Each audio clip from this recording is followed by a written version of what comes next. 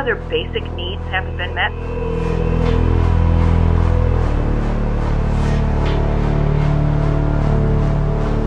Five hours after 3 young men were shot outside.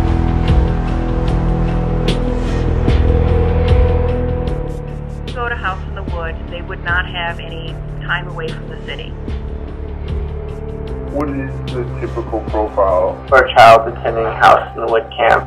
Many of them can't afford 3 meals a day, oftentimes share apartments because they can't afford for their family to just live there by themselves. Oftentimes they don't have good medical care. When they come to camp, sometimes we have to take care of that kind of stuff. If they don't come to camp, they don't get it. My name's Ross Spy. I currently work with Chicago Voyagers, which is a nonprofit organization which takes at-risk youth from inner city Chicago on different experiential education programs. The South Side, it's like not one of the best neighborhoods in Chicago. Students from all over Chicago. So when I say all over Chicago, I'm talking about some of the neighborhoods with the highest rates of gang activity and violence.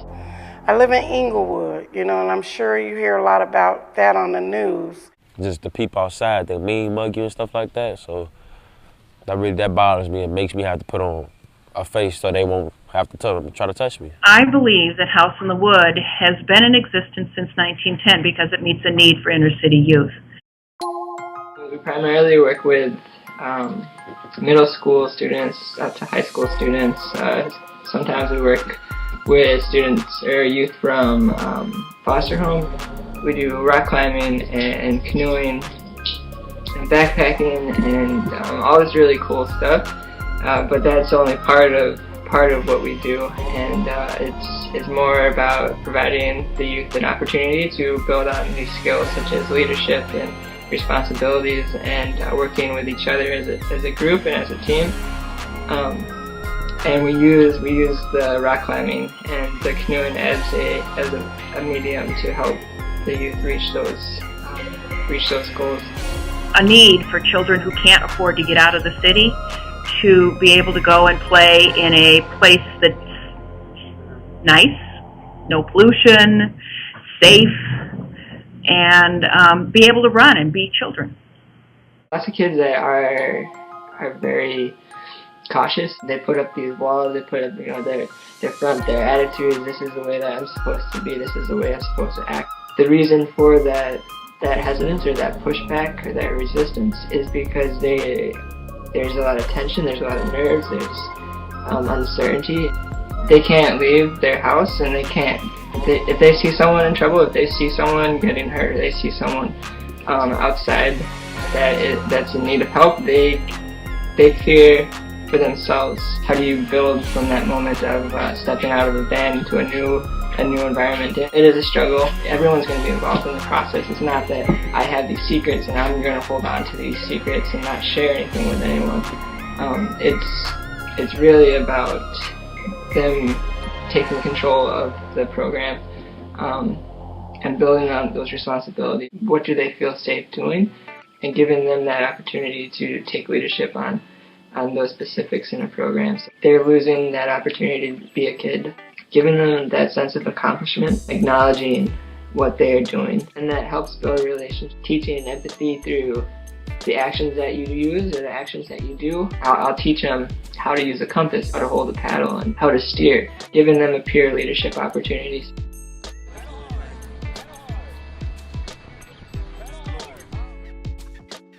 One of the reasons why I continue to do this work is because it's something that I truly believe in. I can hand them the paddle, but I'm not going to paddle for them, or I can give them the tools, but I'm not going to do it for them, and it's ultimately their decision. Think of it as life skills down the road. When they grow up and they go to college or they get a work, they need those skills.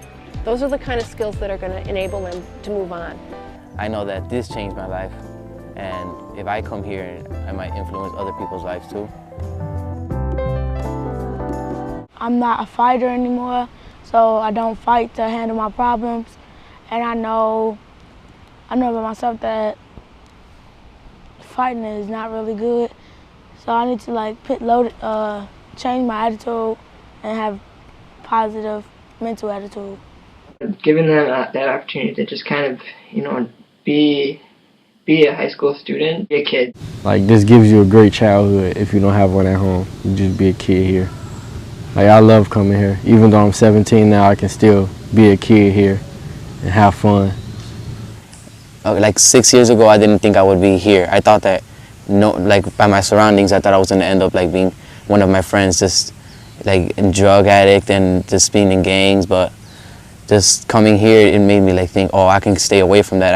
I can actually be somebody in life if I just try and just come here and like work to be who I want to be. This kid from Cicero was one of the students that was going to be on this Big City Mountaineer trip. First training, we went out to Bussy Woods out by Schaumburg, and he was one of the kids that was going in a circle. He was sitting in the back, just going in circles, extremely frustrated. And that was the first day. And that second day, that's when we learned that he almost drowned when he was younger. He had this huge fear of water.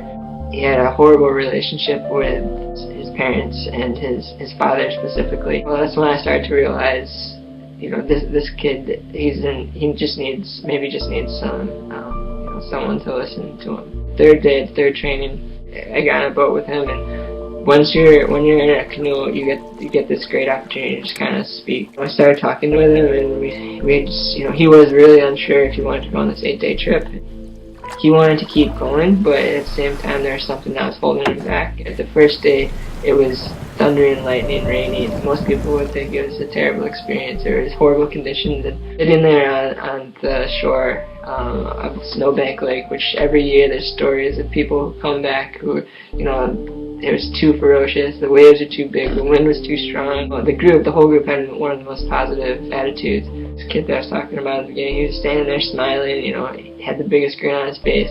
He wanted me to be in the stern with him, so he took the bow of the boat.